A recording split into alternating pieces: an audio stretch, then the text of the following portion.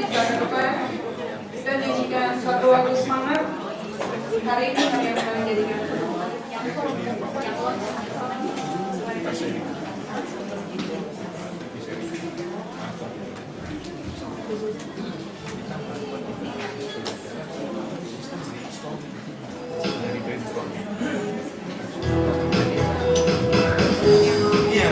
mari kita sama-sama bangkit berdiri.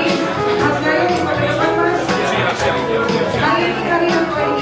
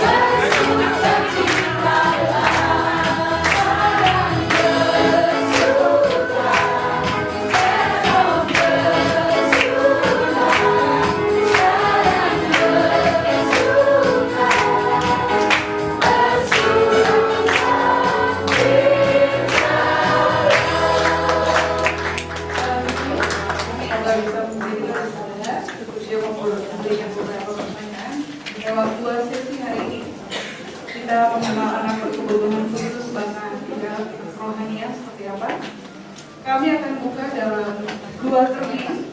Termin yang pertama, buat ibu bapak sekalian menyiapkan beberapa pertanyaan, bisa mengangkat tangan yang akan memberikan pertanyaan dan diarahkan kepada siapa.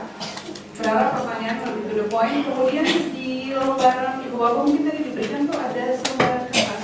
Mungkin waktu untuk bertanya agak kurang, dengan waktu 1 jam bisa mulai menulis dan bisa memberikan kepada panitia yang berbagi bukunya semuanya dalam panitia. Nanti akan silakan kita buka termin yang pertama buat bapak itu. 1 Pantar, kemudian yang kedua, oke langsung aja dari Pantar yang pertama, yang kedua.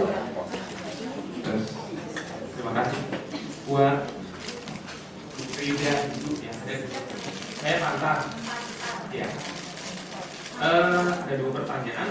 Pertama untuk pembicara pertama berbeda, pertama mungkin agak sedikit tidak salah khusus 100% dan bukan khusus, tapi masih hubungan dengan psikologi pendidikan, yaitu bicara soal homeschooling. Tadi kan ada memang untuk terapi anak khusus begitu. Nah, homeschooling ini saya ketemu dua orang tua, satu berpendapat bahwa kenapa homeschooling? Karena di sekolah reguler menghindarkan dari bully, kemudian mungkin karena namanya merasa perlu penanganan khusus gitu. Tapi satu orang tua bertemu dengan saya cerita, saya nggak setuju karena biarlah dia mengalami yang namanya bully, sedikit gesekan-gesekan supaya dia juga akan bisa hidup dalam tantangan zaman nantinya. Jadi tidak tentang homeschooling menurut gimana idealnya seorang anak harus dia homeschooling atau reguler. Yang pertama. Pertanyaan kedua untuk sebuah bicara, ada beberapa fenomena di mana anak bisa melihat sesuatu hal atau meramalkan sesuatu. Mungkin orang awam mengenalnya dengan istilah indigo. Saya nggak tahu apakah secara psikologi itu dikenal juga, tetapi mohon Bu Frida berkenan membahas sedikit dari sudut pandang psikologi. Kemudian pembicaraan kedua Pak Kemen juga tolong dari sudut pandang Alkitabiah apa yang dikatakan soal indigo dan anak yang bisa melihat sesuatu, meramal sesuatu gitu, dan ramalnya tepat misalkan gitu. Itu aja dua pertanyaan itu ya, homeschooling dan sebagainya gitu. Terima kasih. Kita langsung ke pertanyaan kedua. Silakan buat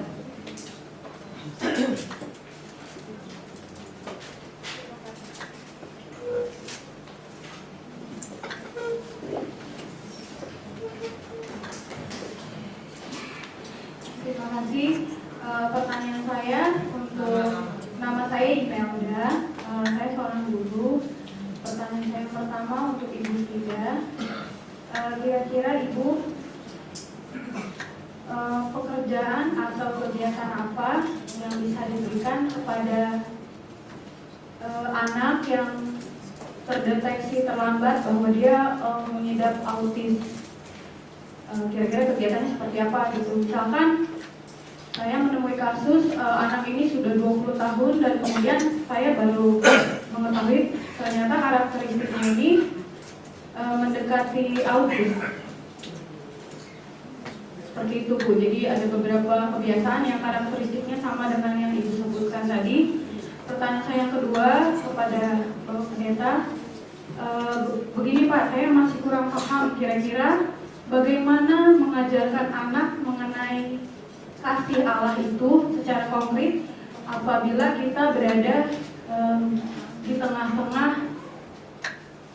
anak-anak yang berbeda-beda keyakinan gitu.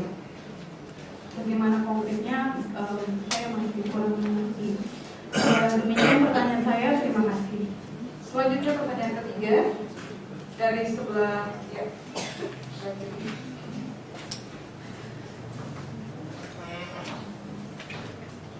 Nama saya Rika, mau bertanya untuk Ibu Frida. Anak saya berumur 10 tahun, jalan 10 tahun, perempuan kelas 5 SD sekarang. Dia mengidap ADHD. Dari psikiaternya itu selalu diberikan obat ya Bu. Pertama Ritalin LA, kedua Concerta 18 mili, Pronetor 10 mili. Tapi obat sekecil apapun pasti ada efek samping. Setelah beberapa bulan ini saya lepas obat, tapi saya masih ragu gitu Bu, apa perlu obat itu untuk anak saya. Sekian, terima kasih. Ini masih memberi kesempatan dua pertanyaan lagi di sebelah kiri masih ada. Ya, silakan. Eka, dan dari teman-teman saya untuk kita bagaimana untuk masuk ke. Saya cuma pengen menanya, ini mau nanya ke Bu Frida atau ke pendeta sendiri, bagaimana sih kita mau mengajarkan tentang Konstinan sebagai guru sekolah minggu gitu. Lalu bagaimana mengajarkan konsep Tuhan, terus memperkenalkan Yesus sendiri, gitu, konsep-konsep yang ada di ajaran Tuhan sendiri kepada mereka anak-anak yang berkebutuhan khusus, dan saya kepada anak-anak bersindrom gitu. Agak susah gitu. Mungkin kalau guru-guru yang dari sekolah memang sudah terlatih untuk jadi guru yang di sekolah-sekolah khusus, mungkin mereka punya triknya. Tapi kalau bagi yang guru-guru sekolah minggu gitu kan dari segala profesi, nah itu bagaimana mereka mengajarkan tentang yang ada di Alkitab itu kepada anak-anak yang berkebutuhan khusus. Terima kasih. Baik, satu lagi pertanyaan terakhir untuk sesi ini. Ya. Terima kasih. Nama saya Binti Simanjuntak. Yang mau saya tanyakan begini Bu,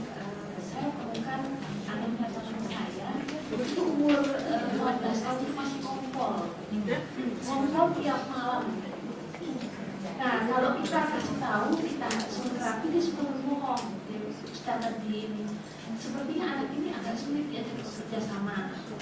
Nah, saya pernah menanyakan katanya apakah itu anak Asperger syndrome?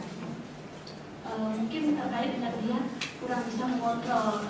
Kan kalau kita buang air hujan kan ngomong itu langsung saraf ini akan. Apakah itu Asperger syndrome? Jadi mungkin bukan autis ya, ada sedikit yang namanya Asperger syndrome. Itu tolong dijelaskan ini. Bedanya dengan autis katanya beda tipis. Terima kasih. Baik, ada beberapa pertanyaan yang diberikan kepada Pak Guru kita. Silakan buat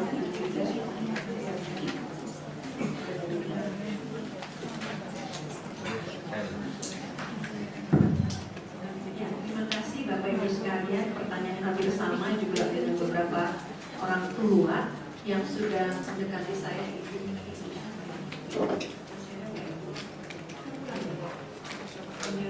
Persis kasusnya juga sama dengan Ibu Rita tadi ya. Anak saya juga sudah kelas 2 SMA, adik-adik.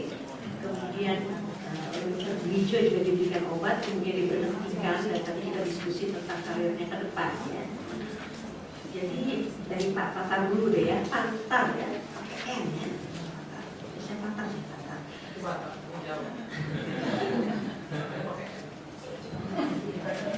Jadi gini, homeschooling itu pada awalnya tujuannya adalah membuat orang tua fokus, konsentrasi bisa mengajarkan anak. Namanya pun homeschooling. Tapi sekarang ini homeschooling menjadi sangat komersial dan jadi hampir sama dengan guru les jadinya ya. Anak nggak pergi ke sekolah, di rumah didatangi guru les. Sekali-sekali, bisa sekali seminggu, bisa 2 kali seminggu, ada bahkan yang 3 kali seminggu menjadi anak sekolah. Namanya homeschooling, tetapi anak itu datang ke sekolah dan memang diberikan instruksi secara individual dan dibimbing secara individual. Sama aja dipindah kayak di rumah begitu. Jadi memang gagasannya itu tidak tepat. Homeschooling diperkenalkan dulu juga untuk para misionaris yang sekolah sangat jauh di belantaran manapun di dunia ini, di hutan dan sebagainya. Terus mereka diberikan seperti sekolah jarak jauh, bahan-bahan yang diberikan dikirim kemanapun mereka berada. Dan suatu kali mereka bisa juga ujian bersamakan. Intinya itu dulu ya. Tapi sekarang ini memang beda. Saya lihat orang tua dan guru serta sekolah yang sudah agak kewalahan karena anaknya itu tidak memiliki adjustment atau penyesuaian dulu yang cukup, itu cepet-cepet kalau orang tua mampu udah homeschooling aja gitu ya. Padahal di rumah orang tua tidak pernah ada. Di rumah itu dia ganti-ganti guru. Di rumah dia hanya mengerjakan apa yang dia suka. Tidak ada kontrol, disiplin waktu, jadwal dan sebagainya. Ada memang yang kita sebut dulu Bettelheim ya di Inggris, yang suatu bentuk asilum, dia suatu bentuk asrama yang memang membiarkan anak-anak melakukan apa yang dia ingin lakukan di suatu tempat itu, dimulai dengan sesuatu yang dia suka gitu ya. Terus kemudian pada waktu libur dia pulang. Dia akan penelitian memang ya untuk melihat bagaimana perkembangan sosial daripada anak-anak ini. Memang ketika dia pulang dia oke, tapi dia nggak betah lama, nggak bisa bersosialisasi, dia kembali lagi ke tempatnya di mana dia bisa melakukan bebas. Jadi tujuan pendidikan anak memang sangat tergantung pada satu negara, kemudian lingkungan di mana kita berada, kemudian orang tua itu sendiri. Jadi kalau kita bayangin obat nyamuk bakar ya, Bapak Ibu tahu ya masih ada ya obat nyamuk bakar. Memang baunya nggak enak, tapi belakangan ada yang wanginya macam-macam, yang pakai bunga, segala macam, lavender segala macam. Nah dari situ kita lihat anak itu terletak di tengah.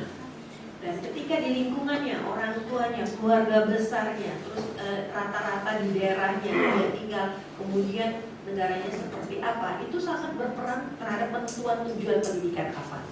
Nah kalau misalnya orang tuanya entah di gereja, entah ikut seminar ini melihat bahwa sekarang ini apalagi kalau kita orang Kristen ya, orang Kristen ini kan tujuannya adalah bagaimana bisa seseorang anak mencintai orang lain, mencintai orang lain sebagaimana yang mencintai dirinya sendiri dan mencintai Tuhan ya, semuanya vertikal dan horizontal.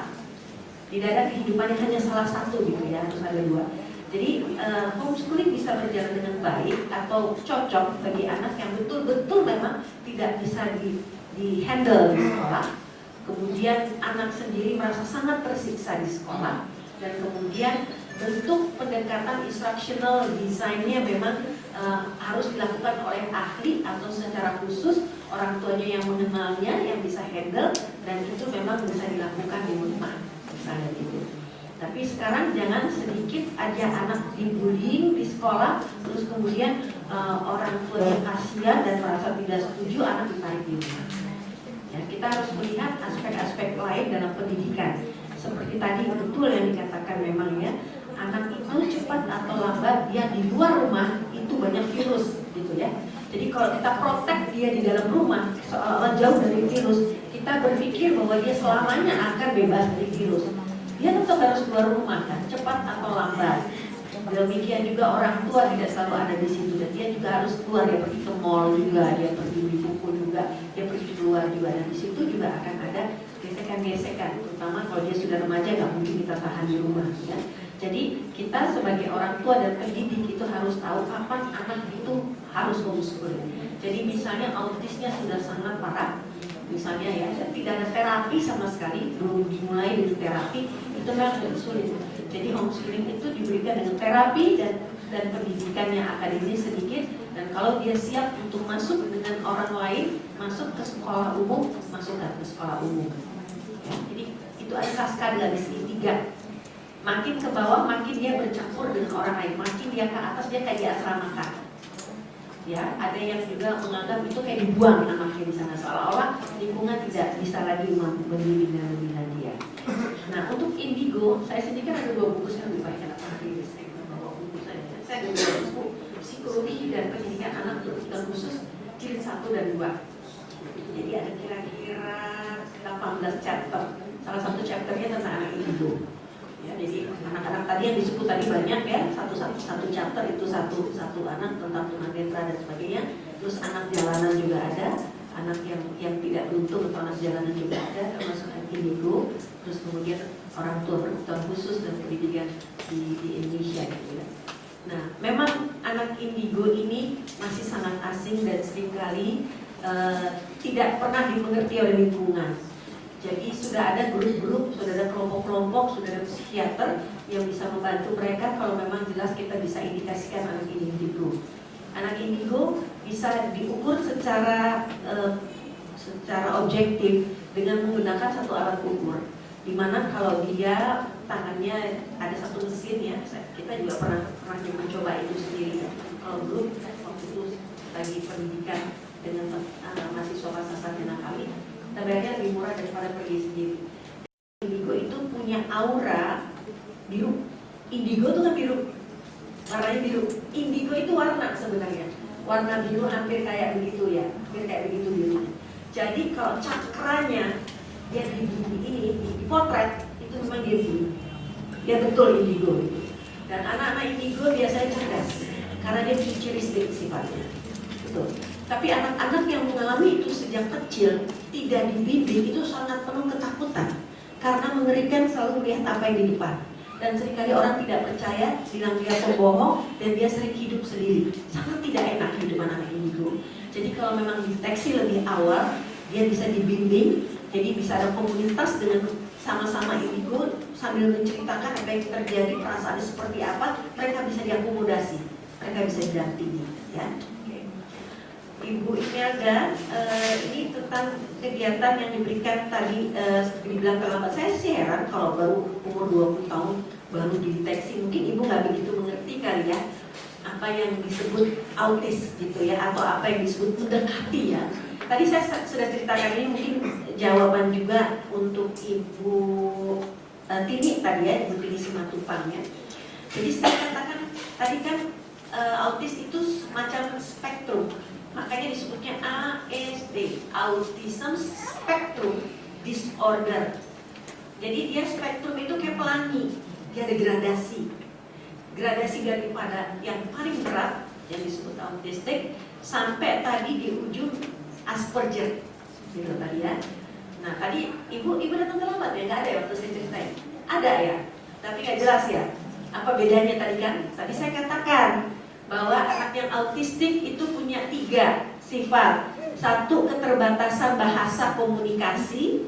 Kedua, perilaku sosial, dia tidak bisa menatap mata orang, dia tidak bisa berinteraksi dengan orang lain, sibuk dengan dirinya sendiri. Kalau yang satu tidak berbahasa, bahasanya bahasa bulan, ya, dia tidak berbahasa seperti yang lain. Bukannya nggak ngerti, nggak dengar. Kan orang kalau gabung itu karena nggak bisa dengar, jadi nggak bisa menirukan suara. Dia bisa kadang-kadang menirukan suara iklan seperti saya katakan.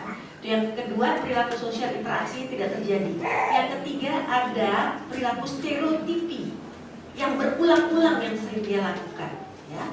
Tentunya ketiga hal ini makin ke kanan, makin saya katakan kecil, jadi disebut high functioning.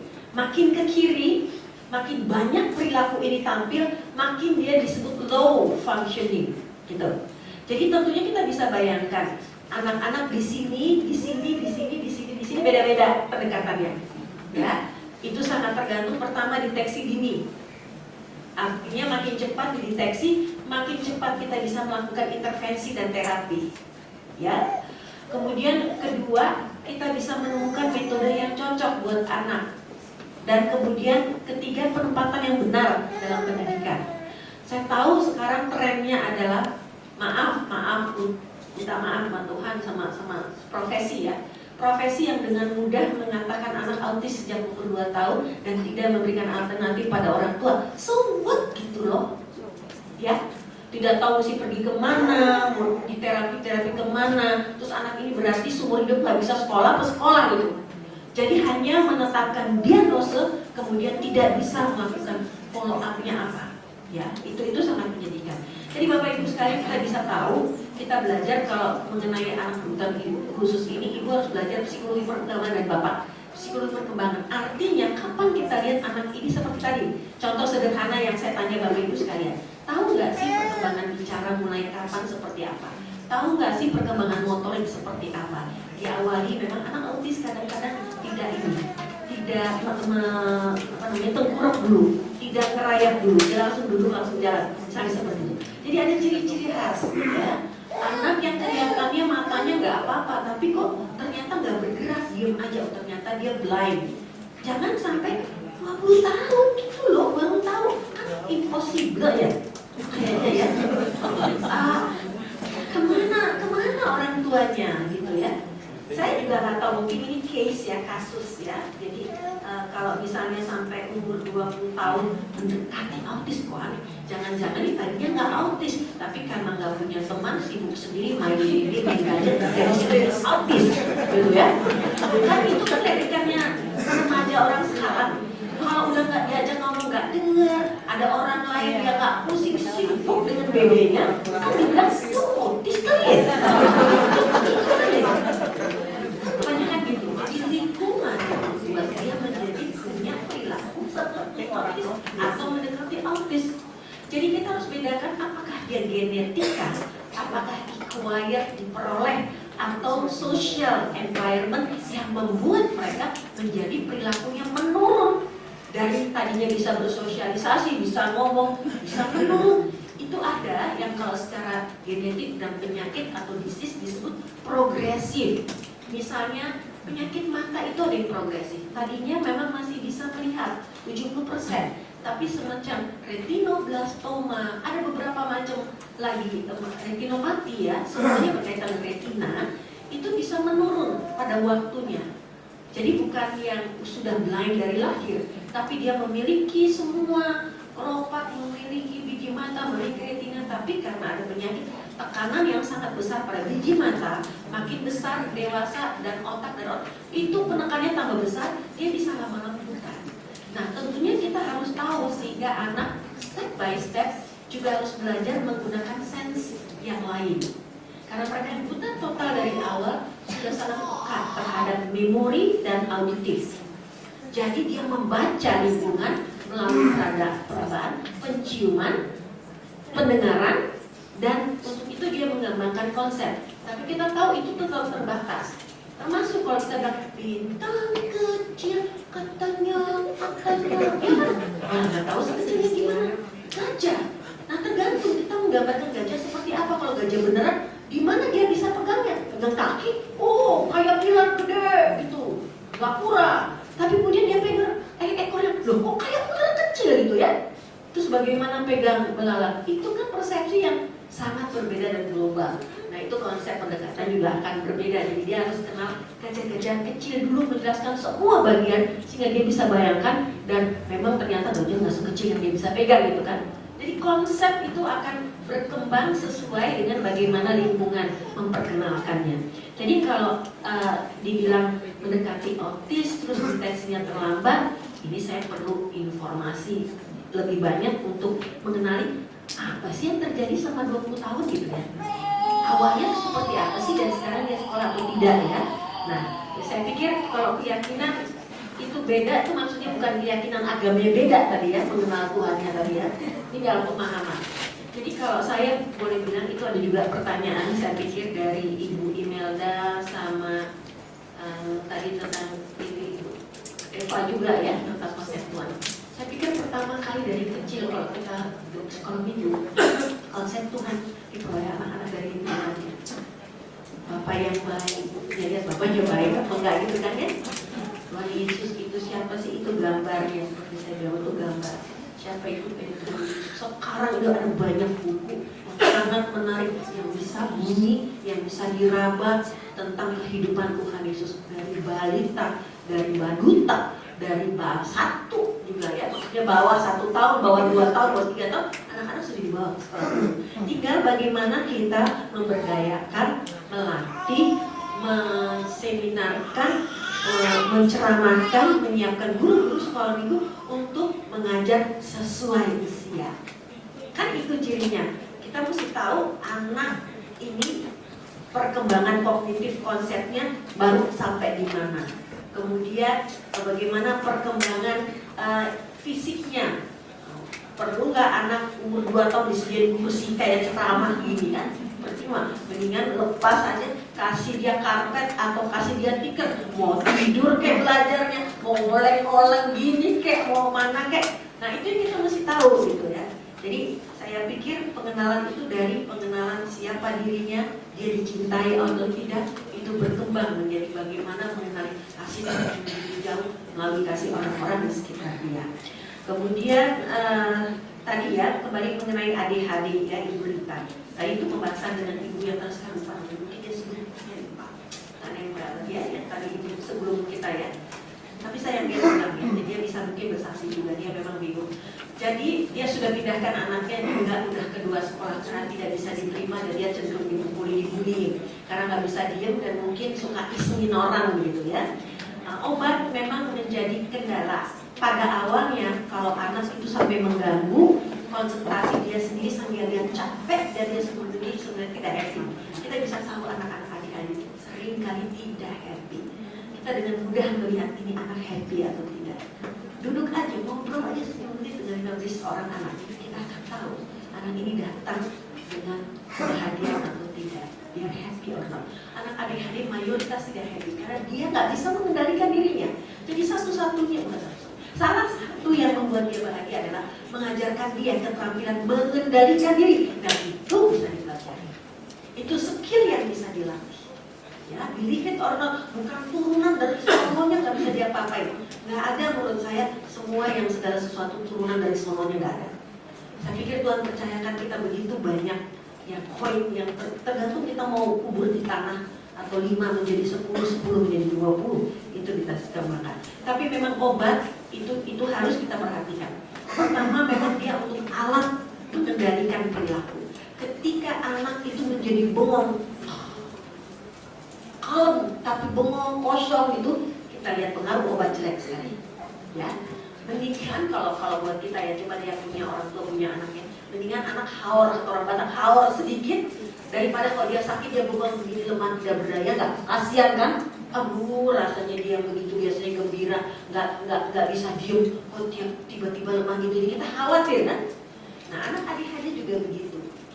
Kalau obat itu terlalu keras, kita bisa lihat dampaknya anak ini jadi bengong, kosong, tidak bisa juga mudah menyerap, ya, karena dia di otaknya dia tidak aktif.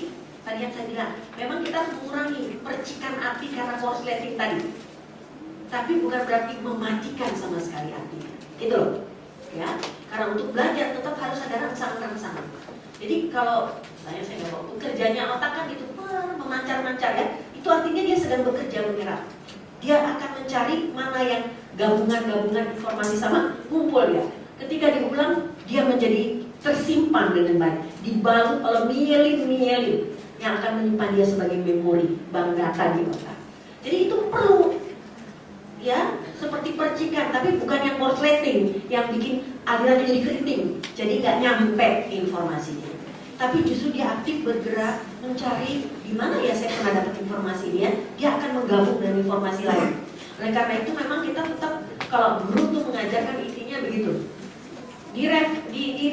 Recall dulu apa sih yang kita ajari pada waktu yang lalu, terus jembatannya apa kepada pelajaran ini, terus yang terpenting lagi menutup dengan aplikasinya dalam kehidupan kita sehari-hari, sehingga kita tahu ini untuk apa kita pelajari, ada gunanya nggak sih nanti, kalau nggak ada gunanya ngapain ya diajarin gitu ya, karena akan bertanya itu yang paling penting jembatannya. Jadi emang betul ibu itu secara bertahap harus lihat dosisnya berapa, terus kalau dibilang refill, jangan refill sendiri, konsultasi dulu ke dokter, ceritakan perkembangannya apa, terus bagaimana mengurangi, tadinya 1 hari 1, 3 nih tadi bilang 3 kan ya berita ya, mungkin nanti apakah ini di hari Senin, ini di hari Selasa, ini di hari Rabu, atau ini Senin Kamis, ini Selasa Rabu, ini itu harus dikombinasi. Dan ibu harus tahu Pak, pasti ini Retali yang paling banyak memang ya, lihat efeknya. Paling ringan sebenarnya itu Retali mungkin dari sekali seminggu, nanti cuma 2 minggu sekali, sebulan sekali baru bertahap. Jangan pernah memutuskan obat drastis, ya ngasihnya banyak, putusinnya tiba-tiba. Itu yang kasihan anak. Ya, jadi memang harus konsultasi dan secara bertahap. Apapun di dunia ini yang lompat-lompat takut kalau jantungnya sakit ya, kalau terlalu tinggi. Semua dilakukan bertahap. Jadi kita tidak kecewa, anak tidak frustrasi. Dampak-dampaknya kita harus lihat bertahap, kita ikuti. Ya. Nah, anak yang ngompol terakhir ya dari ini ya. Saya pikir juga tidak langsung kita katakan ada kaitan korelasi antara ngompol dengan bohong ya. Apalagi dengan Asperger. Kita harus melihat apakah ngompornya itu sejak awal tidak pernah lepas pampers, atau dia pernah sudah lepas toilet train, tapi kemudian ada kejadian tertentu membuat dia regresi. Regresi artinya kembali ke masa kecil. Ya, itu bisa karena geger otak, bisa karena gangguan, sama deh seperti kita punya keluarga yang stroke. Ya, tergantung stroke-nya, pembekuan darahnya yang terjadi atau pecahnya, kemudian darahnya memenuhi bagian tertentu atau bukunya di mana, itu membuat pusat-pusat tertentu terganggu. Nah, kita harus tahu terganggunya di sebelah mana, dampaknya di mana. Gitu. Kalau proses berpikir tidak terganggu itu paling dia pelo untuk berbicara dan tergantung. Kalau terkena di kiri kan dia di kanan tuh pelonya nggak bisa bergeraknya sebelah kanan. Jadi kita memang harus lihat kenapa anak ini ngompol, pernah diterapi atau tidak, dan pernah dia berhasil atau tidak. Jadi memang menganalisa kasus gak gampang ya. Jangan kita menjeopardize, menghakimi apa yang informasi terbatas kita miliki. Jadi terus terang saya nggak tahu ini masalahnya apa. Tapi kalau tidak ada masalah apa-apa, pernah dicek pipet jalan urinirnya tidak masalah, itu pasti non fisik. Yang non fisik biasanya dikaitkan dengan psikologi. Jadi itu harus dicari runtutan dari mulai kapan dia ngompol. Yang jelas anak umur 15 tahun ngompol itu memang terjadi regresi. Dia turun menjadi anak yang berusia 4-5 tahun ke bawah. Dan itu semestinya perlu secara serius konsultasi, karena itu akan mengganggu harga dirinya. Kalau teman-temannya tahu, ini saya kan punya cucu umur 3 tahun. Dia ini sedang proses melepas pampersnya. Dan yang lucunya dia daftar untuk balet, terus kemudian dia ditepok sama ininya, sama guru baletnya. Kok anak yang mau balet di sini udah nggak boleh pakai pampers nih? Kalau pakai baju balet pantatnya kegemukan gede, gitu. Ulang dia jadi itu yang kepikir 3 tahun. Mana aku nggak mau pakai pampers lagi. Jadi kalau misalnya ibunya bingung nih penerbangan segala macam, dia nggak tahu kapan pakai, aku nggak mau gitu ya. antara bingung ya, prosesnya kan harus bertahap gitu. Kadang-kadang dengan anak juga itu ada kesesuaian yang kita sesuaikan bagaimana kita menerapkan disiplin. Jadi kita harus tahu kapan dan kenapa anak masih memerlukan bantuan, dan kita juga harus bantu. Kadang-kadang tidak hanya pendampingnya, tapi kalau misalnya tadi inoresis ada gangguan, mungkin dia harus juga dikurangi minumnya, kemudian pakai obat sedikit, terus kemudian ada terapi di mana dia sekian jam sebelum tidur pipis dulu, di tengah jalan di 1 dan 2 jam ada harus yang bangunin dia, dibimbing, mungkin dia sambil tidur sambil ngomong nggak apa-apa. Tapi anak seumur ini masih bisa dilatih dan harus dilatih ya. Kalau tidak, self esteemnya sangat buruk. Sementara dari saya itu. Yang tertulis. Yang tertulis ini anak usia 3 tahun. Bagaimana cara menangani anak yang saat dimarahi orang tua dengan suara agak keras dikit, juga dengan menunjukkan kepada anak bahwa orang tua tidak suka dengan sikapnya, anak itu langsung menjatuhkan badannya ke langit, ke lantai, dan terus berteriak. Apa penyebab anak bersikap itu, bagaimana menanganinya? Ini kembali psikologi perkembangan. Anak umur 2,5 tahun sampai umur 4 tahun, masa pertama mencoba menjelaskan identitas dirinya, apa yang dia inginkan, apa yang tidak diinginkan. Sampai umur 2,5 tahun belum bisa bilang apa-apa, masih nurut dengan ditunjuk, nurut dengan diarahkan, nurut dengan coba penjelasan. Tapi mulai dia bicara 2 tahunnya, 2,5 4 tahun sebelum dia masuk sekolah, itu masa yang mengatakan enggak, tidur enggak, mandi enggak. Tetapi ibunya bilang, ya gak usah mandi, oh ya kalau itu saya mandi deh gitu ya. Gak usah makan, oh ya dia makan gitu ya. Jadi kita say yes, dia say no. Kita say no, dia say yes ya. Nah itu kemudian muncul lagi di tahap berikutnya adalah pada masa remaja 13 sampai 19 yang kemudian kita against dengan orang tua itu jadi kontroversial ya. Nah kemudian masa-masa kehilangan pekerjaan, remaku itu loh, remaja gitu ya. Jadi ada masa-masa transisi di dalam kehidupan anak. Jadi kalau anak seperti ini, kalau kita lihat menjatuhkan badan berbahaya, ibu tangkap saja, tanpa ngomong apa-apa, letakkan dia duduk dan silakan dia jerit-jerit, ibu pergi. Jadi anak seperti ini, kita mau lihat caranya dia mengatakan apa yang dia inginkan, dan kita meluruskan, mendampingi dia untuk mengatakan ada loh cara yang baik mengatakannya, dan kita bisa berkomunikasi dan kita bisa selesaikan gitu ya. Jadi kan dia udah punya mau nih, tapi cara mengumumkan maunya juga nggak cocok dong kalau kayak begitu caranya. Jadi kita dudukin di karpet, kita liatin aja dia jerit-jerit, dia ngomong tunggu. Kamu nggak ngerti apa yang kamu katakan, kayak dia dulu nakal. Tapi suara kita harus sedang. Jadi jangan itu namanya api di sini bensin. Makin ngamuk, makin bakar, taruh di kepala jadi gimana? Itu bahaya. Jadi dia ini lagi panas, lagi bertanduk gitu kan? Kita siram air es dulu biar dingin. Oh dia pikir mama saya nggak ikut heboh ya, jadi saya nggak perlu heboh ternyata. Oh mama mau dengar kenapa?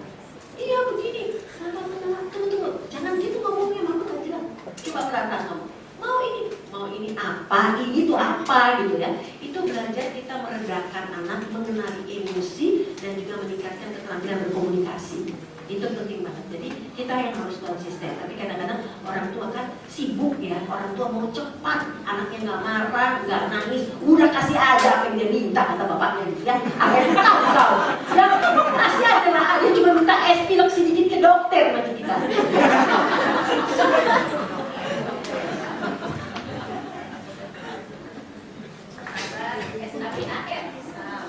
Ya, itulah cara Ibu Frida ya.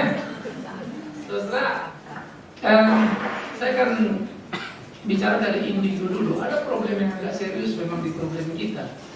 Ya, indigo antara kemampuan ekstra pada diri seseorang dengan six sense yang lebih diterjemahkan kepada paranormal memang jadi beda tipis.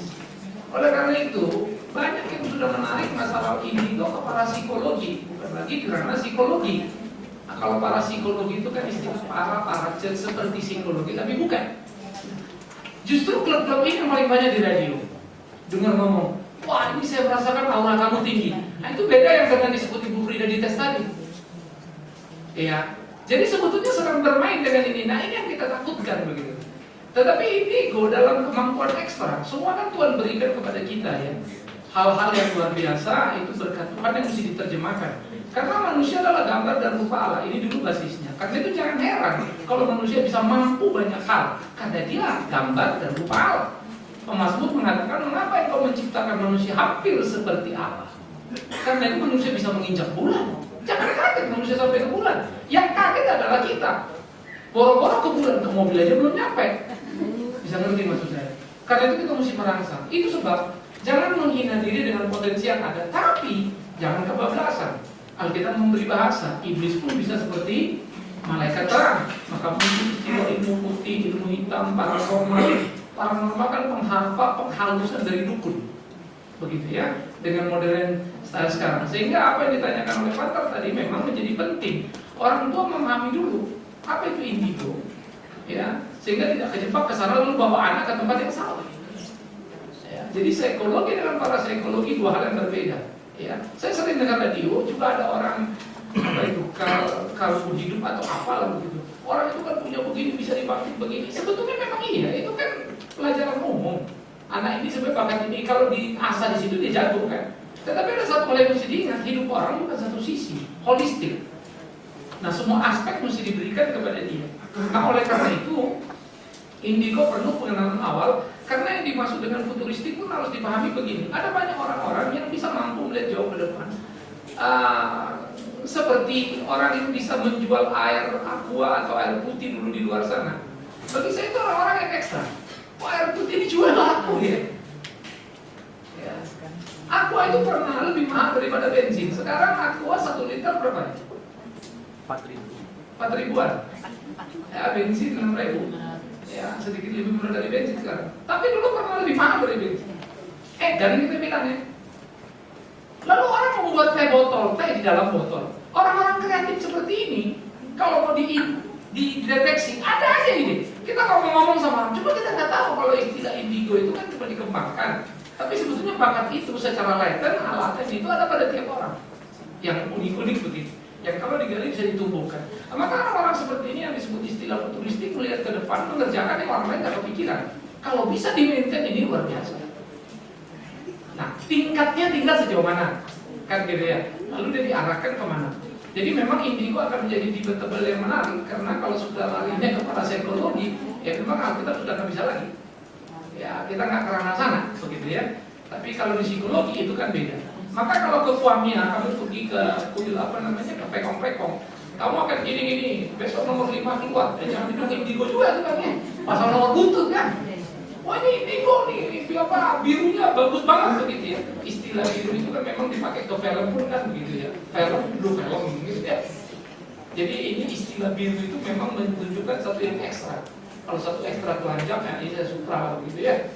Jadi ini yang kita mesti melihat, sehingga saudara-saudara di dalam bagian ini ranah mana psikologi, mana psikologi, lalu di mana teologi melihat ini memang harus fair. Karena itu memang belajarnya jadi penting.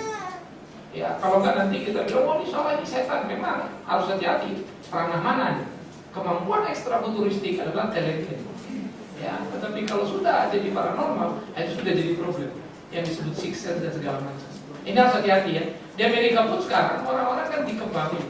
Ada elektrik pada dirinya besar, jadi dihitung secara fisika, lalu dia bisa menghancurkan rumah goblok gitu kan. Kalau ini kan sudah jadi powernya bisa goyang rumah begitu istilahnya, udah jadi repot. Nah ini udah power yang kita bisa bicara kan.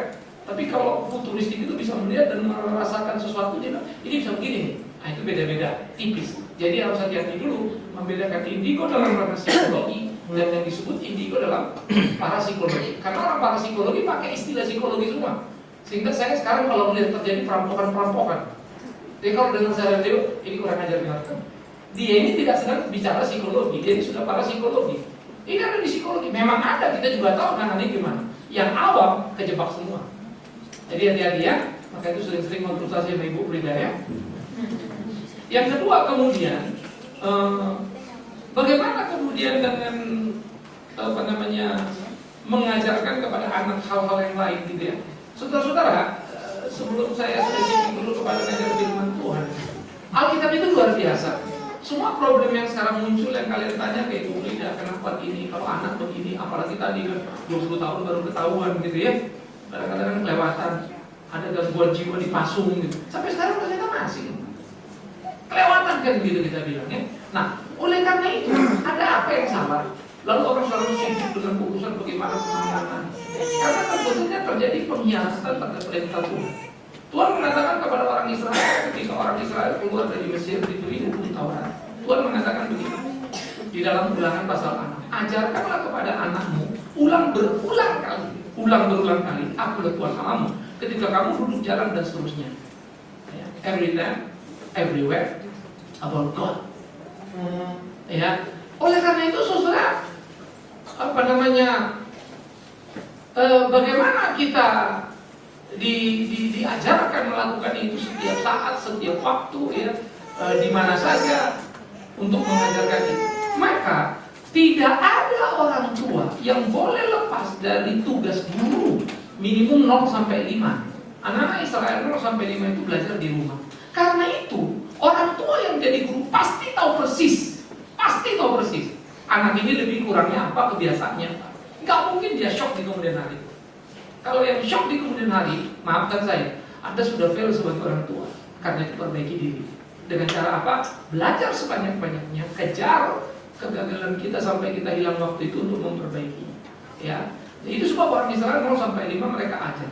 Nah, mereka punya basis dari Taurat, kebenaran Tuhan, pertolongan Tuhan semuanya, baru mereka pergi ke ilmu-ilmu lain. Dulu Harvard University didesain, dimulai dengan pelajaran major yang mesti mereka terima adalah teologi agama. Sekarang Harvard University sudah membuang agama. Ya. Makanya waktu founding father membangun founding fathernya Amerika membangun Amerika, mereka menaruh di mata uangnya iklan dan trust.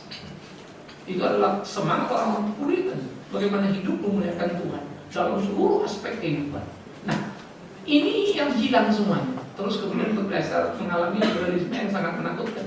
Nah, maka muncullah problem. Jadi pertama kenali. Yang kedua, bagaimana kalau saya tadi bukan ahli gitu ya? Memang ada problem kan? Ibu Brida kita tanya enak dia jawab karena dia sudah belajar. Ya, lalu saudara sudah belajar, cuma bedanya dia 3-5 tahun, kalian cuma 2-3 jam kan gitu ya. Terus bagaimana mau sepintar dia omong kosong kan? Karena itu belajar terus. Tapi ada satu hal yang menarik, yang saya selalu lihat keadilan Tuhan. Barang siapa yang sungguh takut akan Tuhan, kita bilang apa? Itu permulaan hikmat. Maka orang yang cinta Tuhan dan melayani Tuhan, dia tidak tahu bagaimana menangani anak betul secara teori, tapi dia akan menemukan dalam kedekatan dengan anak. Coba gini, coba gini. Jadi try and error. Tapi namanya orang cinta dia try terus, error lagi. Oh, dia begini nih. Dia ini kalau gini nih. Kalau gini nih. Waktu gini, teorinya apa? Kita nggak tahu namanya apa. Waktu kemudian ada penceramah bilang, oh iya saya tahu. Oh itu istilahnya itu ya. Tapi dia nggak tahu istilah itu. Orang tua bijak tidak mungkin tidak kenal anaknya. Yang tidak kenal anaknya saya akan berani ngomong orang tua kurang bijak. Ngerti? Karena kita kurang memperhatikan. Kalau waktu kita cukup, Tuhan selalu berikan kita bijaksana. Maka cinta adalah guru terbesar. Ya, dan ilmu tertinggi. Apa guru terbesar? Apa ilmu tertinggi? Cinta. Ya. Tapi jangan bilang gini, kalau itu waktu saya jatuh cinta itu guru terbesar ya Pak. Itu lain lagi. Itu bisa jadi masalah terbesar. Ya. Jadi itu yang kita mesti lihat. Jadi antara ini dengan basis pengajaran, sehingga muncul pertanyaan berikut, bagaimana mengajarkan kasih Allah kepada anak? Satu waktu Mother Teresa memberikan satu kalimat yang bagi saya sangat menyentuh dan saya akan selalu ingat. Ya, Pandita India jengkel dengan Mother Teresa. Mother Teresa adalah kepala sekolah guru edit, lalu merasa panggilan dia mau melayani orang miskin. Lalu dia izin ke Paus tidak kasih. Tahun pertama, tahun kedua dia apply lagi baru diizinkan. Dia bikin ordo untuk melayani orang-orang yang susah ini. Dia tulis anak-anak itu mengajar anak-anak ABC. Kalian tahu apa? Kertasnya adalah tanah, penanya adalah ranting.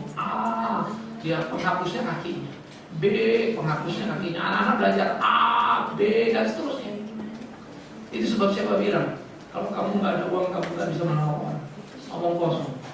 Cinta melebihi segalanya, menimbulkan kreativitas yang ekstra. Sampai kemudian Tuhan berkati pelayanannya, dia dulu punya rumah sakit, sampai berdiri satu rumah sakit yang pas-pasan. Ya namanya juga gedung bekas. Memang bukan di rumah sakit. Lalu dia kerjakan dan dia garap orang-orang yang miskin, yang sangat miskin di Kalkuta. Nah, satu waktu seorang pendeta India sakit dan dirawat.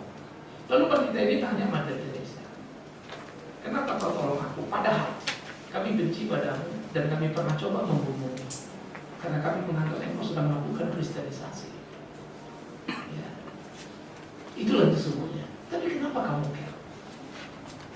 Mother Teresa jawab, Tuhan Yesus mengasihi aku dan dia suruh aku mengasihimu, kulakukan. Waduh, saya bengong dengan kalimat ini. Gak perlu belajar sekolah teologi tinggi-tinggi untuk itu kan? Yes, Tuhan mengasihiku dan bukan aku, dia suruh aku mengasihi. Kegagalan dan kegagalan banyak pendeta pengkhotbah besar adalah tidak mampu bertindak besar. Apa tindakan besar? Mengasihi. Jadi jangan putus asa dengan ketidakmampuan. Saya kata ini, jangan menyerah. Ya, dan Tuhan akan tolong kita. Lalu kita diberi akal, ada seminar, ada buku kan gitu ya. Lihat ke internet, banyak yang kita bisa baca. Itu informasi yang sudah amat sangat terbuka. Itu sebab saya juga mengatakan kelewatan kalau sampai kita nggak tahu. Itu hanya karena satu, kita nggak mau tahu. Ya, oleh karena itu mengajarkan kepada anak apa itu kasih Allah, bagaimana ada kebutuhan khusus. Itu secara progresif akan terjadi dan kita akan bisa mencapai itu. Ya. Lagi-lagi saya bilang tadi cinta kasih. Ya, sehingga kita lakoni. Saya kan berkata, kalau banyak hal yang saya tahu, kalau saya pikir-pikir kenapa saya tahu ya, kenapa saya bisa ya. Waktu saya mau telaten untuk online itu bikin ini, lakukan ini. Terletak ini PowerPoint ini saya paling benci. Saya paling gak suka urusan administrasi kantor. Saya orang marketing murni. Jadi kalau begini beban berat buat saya. Gara-gara satu waktu terus ada seminar, saya mau bicara, tak penting begini-begini. Saya tipe KKR orangnya. Kamu tapi ada kewajiban di seminar ini, perlu bikin PowerPoint mau nangis. Pernah satu waktu saya bikin mesti seminar di SPA, udah selesai bikin, apa yang publik hilang semuanya. Nangis lah bukan, ulang lagi. Akhirnya gara-gara itu tidur setengah 4. Jam 8 sudah seminar, jam 6 udah jalan. Ya. Terus ketak-katik kayak bikin kemarin dia kritik masuknya begitu ya. Ini kayak satu-satu begini, ini dari kemarin saya pengen tapi nggak jadi belajar. Padahal ini kan gampangnya setengah mati kan. Jadi aku bantuin, oh gitu ya. Jadi tak pada satu. Gambarnya terus ibu bilang itu bisa di soft ini kan gitu ya. Bisa dihalusin, jangan terlalu tebal. Oh ya darahnya udah tahu ya udah. Besok pasti kalian lihat PowerPoint beda lagi. Selangkah dibanding kalian jauh lebih hebat. Tapi saya mesti mencintai apa yang ku benci. Sehingga jadilah saya orang yang selalu diminta bicara di berbagai seminar, tetapi juga pengkhotbah KKR. Karena KKR dan seminar itu dua hal yang berbeda pemilahan itu. Kalau mau cerita yang apa? Aku ngomong kan, apalagi semua udah nangis. Mana dia dengar lagi apa dia ngomong? Orangnya sedih. Kalau seminar urusan beda lagi. Orang pengen nanya kan gitu ya. Nah oleh karena itu kembali lagi, ingat ya, cintai anak yang kau ajar, lakukan apa yang Tuhan mau. On progress, Tuhan akan kasih kau atur. Try and error. Saya nggak mau kasih kamu bim salah bim jimat untuk caranya A gitu ya. Saya kasih cara yang paling hebat, try and error. Dia paling bisa. Coba gini, pas gini kan gitu ya. Kalau gini dia senang. Lama-lama kan kamu tahu. Kalau kamu mau tahu tadi, jangan berikan anak apa yang kamu mau berikan, tapi berikan apa yang dia butuhkan. Kasih. Aku kasih mau nggak ekspresi kasih. Ini lebih senang ini loh. Padahal aku kasih ini lebih mahal. Tapi dia nggak suka yang lebih mahal. Dia suka apa yang dia suka. Oh dia ternyata suka itu. Ya. Saya waktu belajar mau beli hadiah, saya laki-laki yang berhadapan. Artinya kasar, tidak suka tiba-tiba selama bulan tahun apa bagi gue sakit kepala dulu. Sehingga istri saya waktu bulan tahun pertama dia nangis. Kita married 87 Oktober, dia ulang tahun 88 Januari. Dia tanya saya pada waktu itu, Pak ini hari apa? Ini. Saya ingat dulu. Tanggal berapa? Tanggal 16. Tanya lagi, Pak hari ini apa? Senin. Udah kayak naik ini kan, orang Batak tanya 2 kali lagi. tanggal berapa? 16. Dia tanya 3 kali. Pak ini hari apa? Emang saya aku, dia nangis. Kok lu nangis sih? Kamu tahu kak ini hari ulang tahunku. Dia nangis karena itu maksudnya dia tanya saya hari apa hari ulang tahun. Tapi aku nggak rasa salah, langsung aku jawab. Jangankan kau ulang tahun, gua aja lupa. Nangis lagi itu saudara pernikahan tahun pertama itu kan. Tapi sejak itu aku mulai mikir-mikir belajar. Ini namanya pelayanan orang tua deh. Benar juga ya. Memang aku tak suka ulang tahun karena memang kita di center dulu nggak ada yang model begitu. Kebetulan keluarga saya keluarga keras. Bapak si PA, bapak saya si PM, bukan kelahi 10 orang gitu kan. Jadi ulang tahun itu melankolik gitu ya. Nah, memang itulah saya besar. Lalu saya mulai beli hadiah. Oke, saya beli hadiah. Kalian tahu hanya untuk menentukan pilihan hadiah mau beli istriku habis 4 jam. Aku dari situ dulu masih dari luar kelas, akan ada Ramayana, ada apa. Buat apa ya aku sama orang? Bapak cari apa sih? Enggak, sebetulnya istri saya ulang tahun, saya mungkin saya nggak tahu mau bilang apa. Pak, coba kamu bilang yang bagus mana? Dia tunjuk ini Papa bos ini tas model baru apa? Saya nggak tahu tuh bagus apa kagak bagus. Pokoknya saya beli, saya ingat tasnya warnanya hijau. Ya, seluruh bungkus rapi, saya kasih. Ya, saya masih ingat istri saya masih simpan tas itu. Walaupun sekarang saya nggak tahu mana. Karena udah 5 tahun. Tetapi saudara, akhirnya saya ngerti belajar untuk bisa memberi menyelamati orang tua. Simpel kan ya?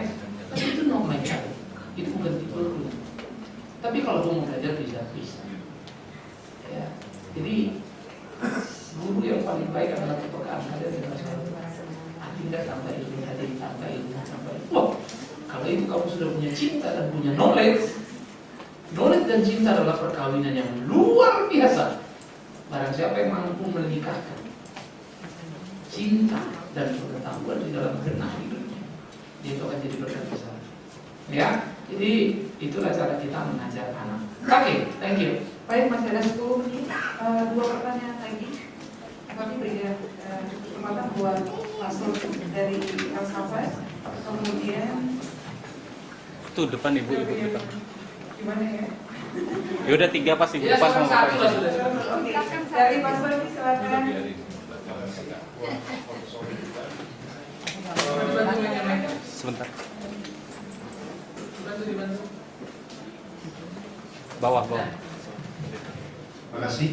Saya Sony yang menangani anak-anak MDPI di Elsabat dan 41 dengan kami Prof. Pertanyaan saya kalau lihat pembahasan Prof dari tadi, makalahnya juga saya dibacakan tadi, semua jenis keturunan ada di situ. Pertanyaan saya, apakah ada anak di dunia ini yang tidak berkebutuhan khusus? Karena tadi kan yang pintar berkebutuhan khusus, yang tidak pintar berkebutuhan khusus, yang disleksia, dan seterusnya semua disebut berkebutuhan khusus. Apakah ada anak yang tidak berkebutuhan khusus?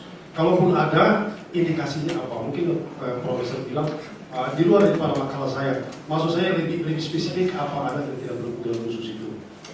Pertanyaan yang kedua, sering orang tua dan guru dan sebagainya mengambil jalan pintas dalam mendidik anak-anak berkebutuhan khusus atau anak-anak yang luar biasa itu sering menggunakan jalan pintas berbohong. Jadi untuk merayu anak-anak supaya mau mengikuti instruksi dilakukan dengan bohong. Misalnya mau dikasih kue, mau dikasih minum, kasih kerupuk, apa saja itu, asal yang penting anak ini mau mengikuti instruksi kita. Apakah jalan pintas itu dibenarkan dan kalau tidak dibenarkan efeknya apa?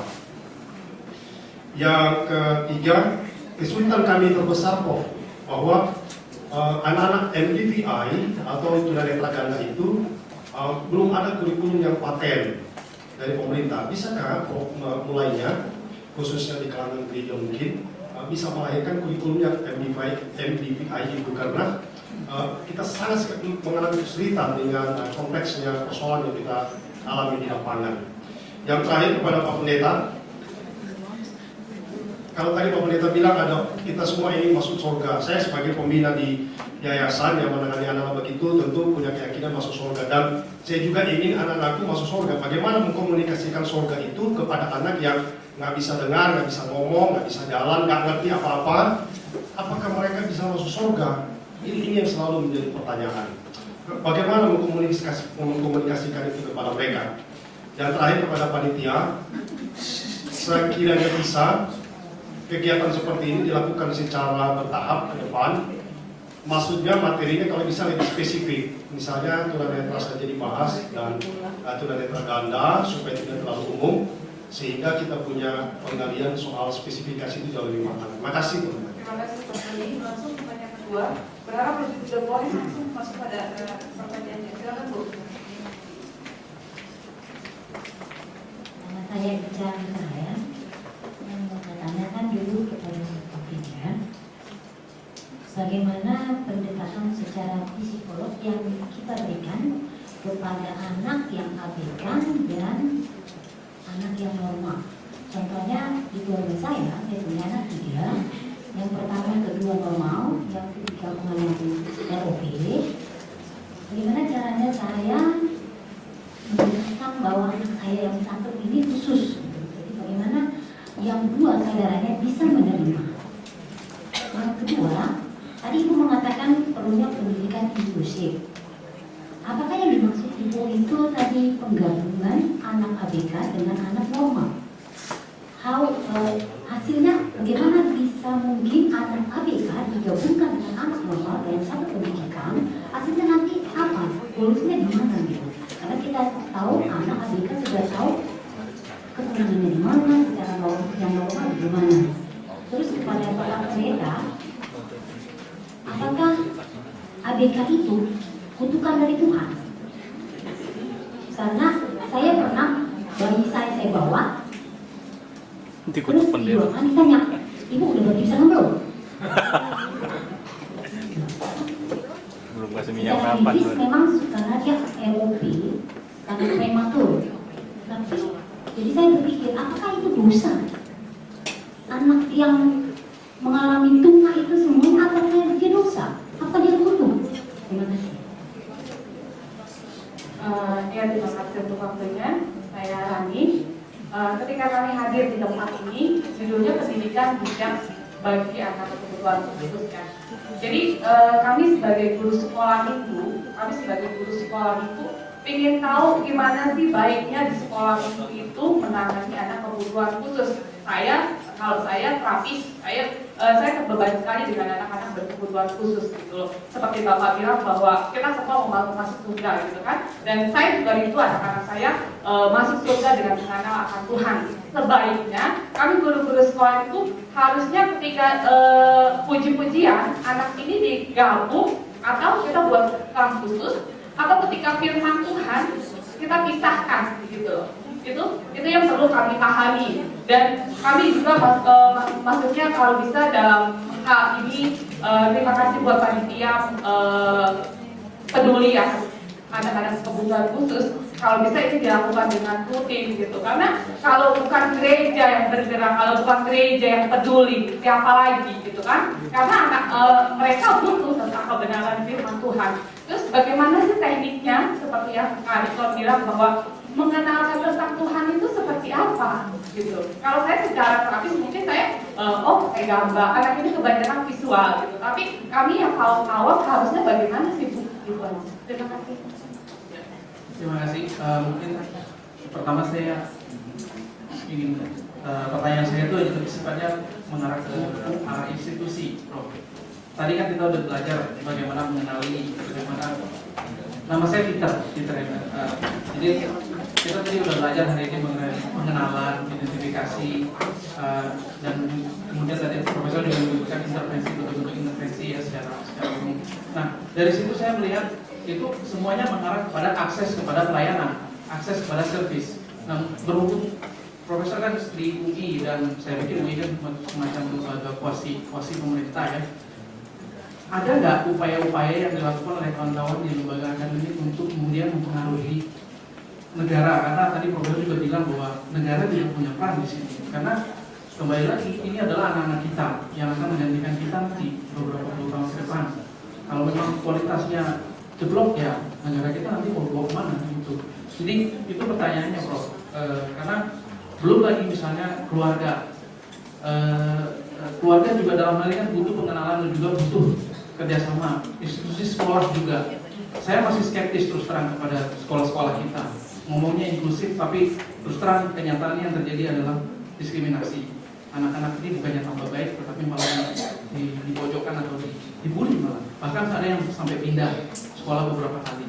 Jadi itu apalagi kalau dilihat dari sisi kosnya mahal sekali Prof. Anak saya didiagnosa SPD akhir tahun lalu. Jadi sekali konsultasi itu cukup mahal. Kami masih diberkati Tuhan masih mampu, tapi saya berpikir pada kawan-kawan yang mungkin nggak sanggup gitu untuk pergi ke Spektrum, untuk pergi ke Smartkin, atau pergi ke Pela atau mana dan segala macam. Jadi, nah itu kemudian institusi gereja kalau kita berkumpul di sini, saya mengucap syukur kita bisa punya kegiatan yang seperti ini. Tapi pertanyaannya apakah ini sudah cukup?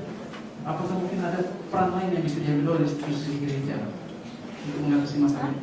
Pak Pendeta tadi bilang bahwa persoalan ini semakin banyak, semakin mengemuka, dan mungkin sudah mengganggu dalam gereja.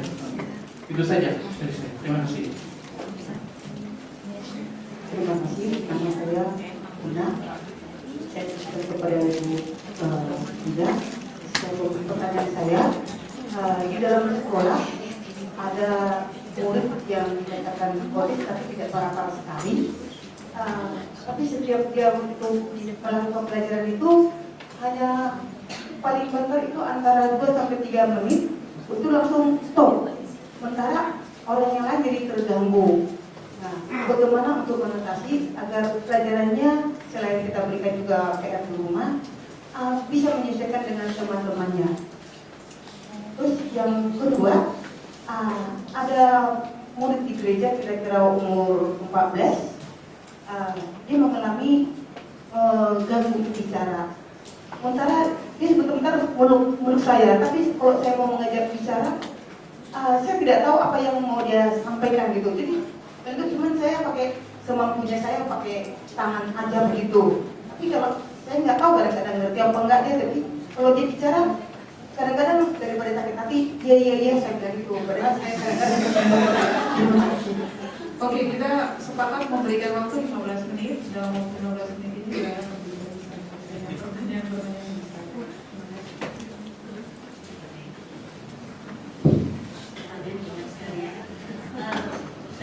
Saya coba rangkum ya.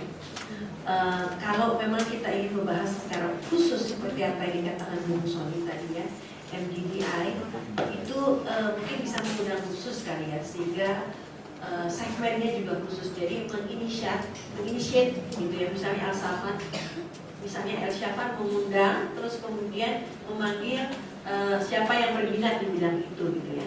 Karena saya pikir itu secara khusus. Dan seperti saya sebutkan tadi untuk MDDI di Asia Tenggara yang sudah menjadi model itu adalah tadi yang saya katakan di Tunarabinala di Inerban, Kramat Jati. Pasti Pak Sony tahu ya. Apa Pak Sony dari sana juga jangan-jangan. Karena ini yang tertua, ini juga gereja dan banyak bantuan dari ahli asing gitu ya. Nah, kalau kita katakan memang semua kita berkebutuhan khusus karena setiap orang itu memang mempunyai ciri khas.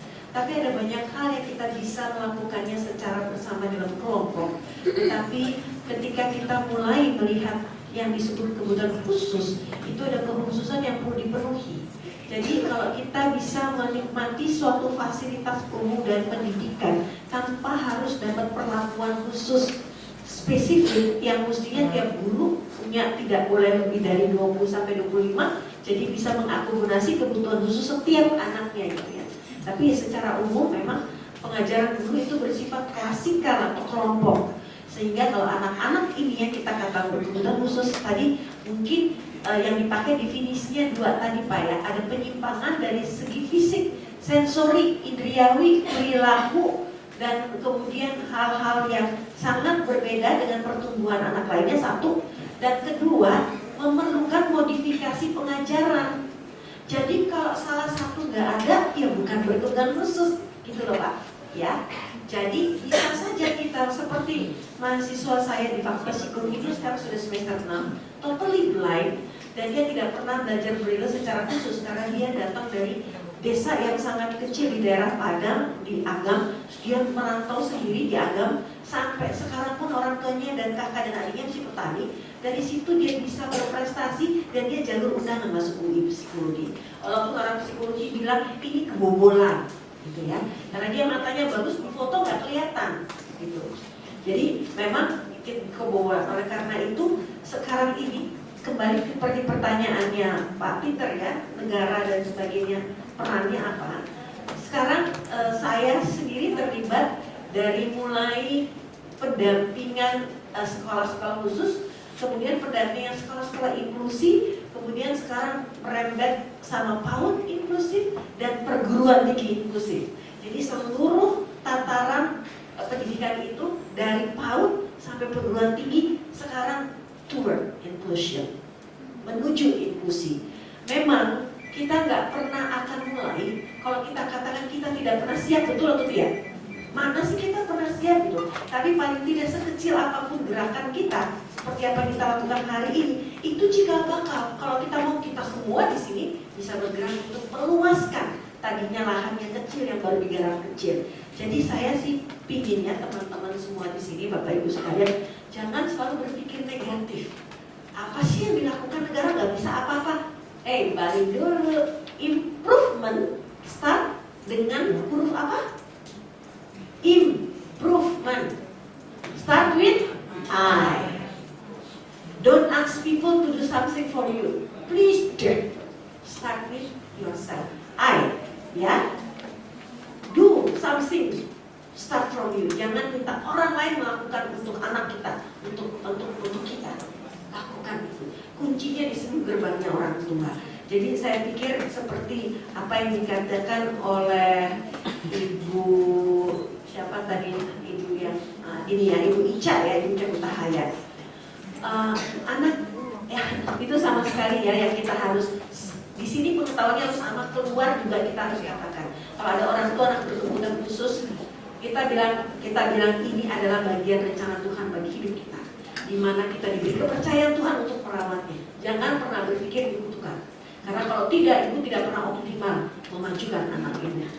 Anak-anak yang survive kemudian dia terganggu penglihatannya karena dia prematur, mestinya kita balik.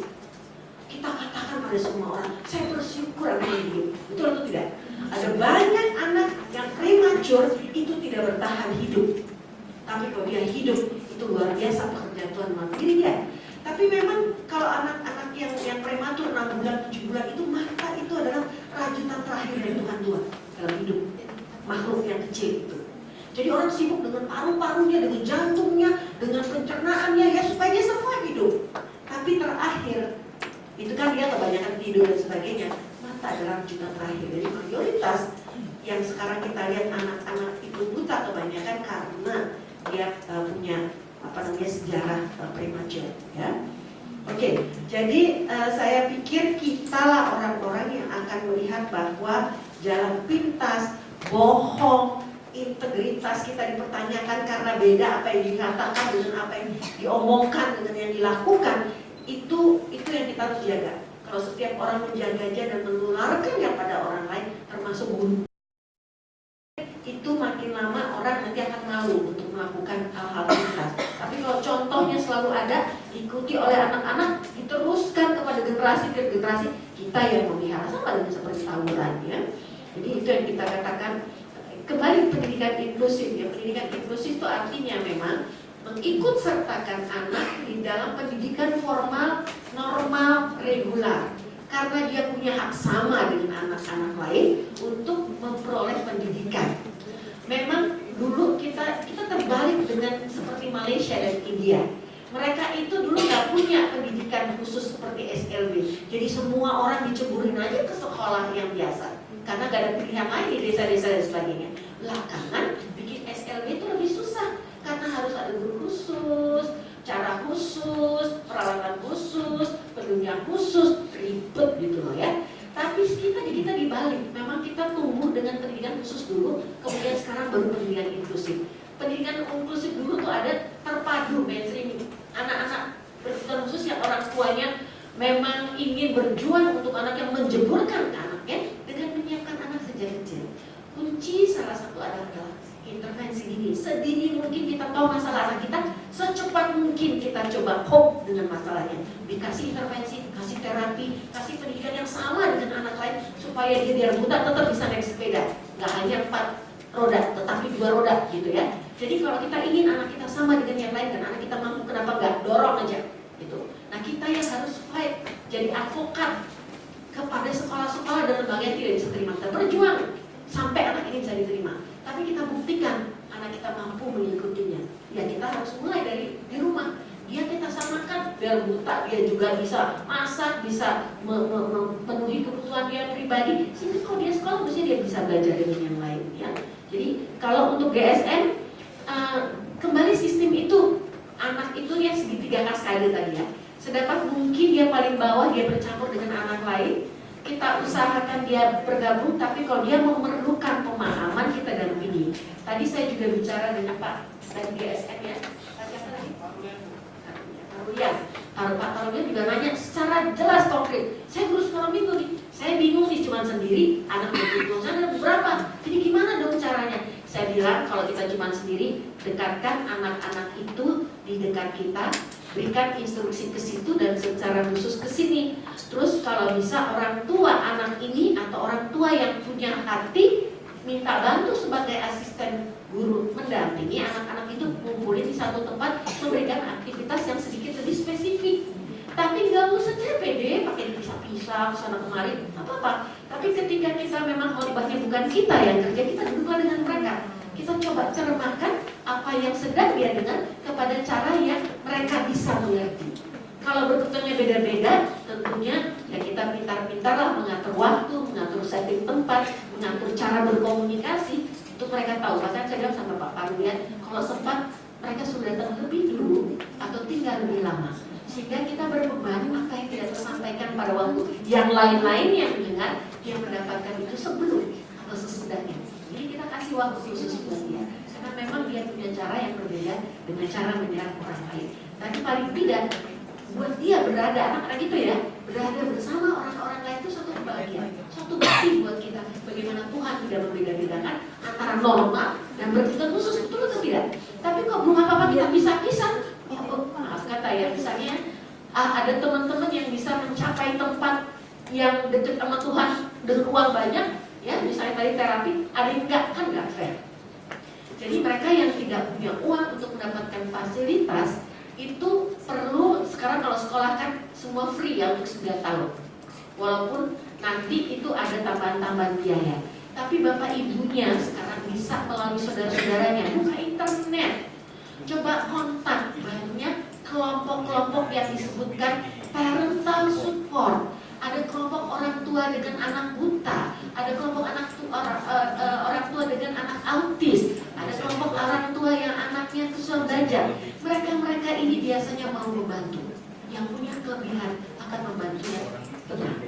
Mereka juga punya pengalaman. Kadang-kadang mereka panggil dari luar negeri dulu waktu autis masih kirim selembar rambut untuk melihat mengandung besi atau tidak, dikirim nih pakai amplop ke Amerika kan. Sekarang nggak perlu lagi. Di sini kita juga bisa deteksi anak autis nggak usah pakai rambut juga tidak bisa ya. Nah pengalaman mereka, kemudian kelebihan fasilitas resources mereka bisa dibagi. Kita jangan gengsi. Ada banyak orang miskin gengsi. Udah miskin sombong pulang. Itu betul sekali. Jadi kuncinya memang orang tua. Buka mata, buka hati, buka akses, buka komunikasi. Ada banyak hal selama ini mungkin di sekitar kita, tapi kita membutakan mata karena kita sibuk. Ini kutuk apa bukan ya anak berkebutuhan khusus? Kita sibuk dengan, aduh saya salah, mestinya saya begini. Memang bisa kita membalik jarum-jarum? Bisa. Sekarang kita pandang ke depan, jangan lihat ke belakang ya. Jadi memang ini kita harus lihat teknisnya, ada banyak lagi yang kita lakukan sesuai kebutuhan khususnya. Tapi secara umum mereka perlu perhatian khusus. Pegang aja dirinya, kecuali anak autis yang tatap matanya. Tadi komunikasi nggak ngerti ya, tunarungu ya. Terus coba ajarkan dia berkomunikasi misalnya dengan gaya Tarzan. Semua kita bisa pakai gambar kan, pakai tulisan kan kalau dia bisa baca. Atau dia coba belajar baca bibir. Karena anak-anak yang tunarungu yang tidak bisa dengar, itu ada speech therapy namanya, di mana walaupun dia tidak bisa dengar, dia bisa diajarkan membedakan dan dia bisa bicara, dan dan dia bisa membaca diri kita. Asal dia melihat dengan jelas, nggak usah nggak perlu gitu, biasa aja ngomongnya. Yang penting kita jangan sana kemari dan nggak usah terlalu kayak orang Cina kemari, nggak perlu begitu ya. Aja ya. Kemudian gunakan bahasa isyarat. Bahasa isyarat itu adalah bahasa pertama untuk tunarungu. Kedua adalah bahasa bibir. Berat belajar bahasa bibir. Karena kadang-kadang orang yang bicara kesana kemari jalan-jalan kayak saya, kalau dia tunarungunya di sini, sulit dia mengikuti bibir saya. Orang saya kesana kemari. Ya. Di dalam belajar juga begitu. Jadi ada banyak sekali sebenarnya yang saya ingin ceritakan secara detail. Jadi secara umum begitu dulu. Oh, sejalan ganti.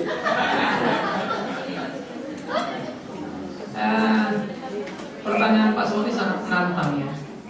Kalau orang buta dia masih dengar, ya, orang bisu tuli dia masih lihat. Bagaimana kalau orang itu buta, bisu dan tuli? Kau mau apa ngajar? Pasti saya pikir semua orang akan putus asa ya.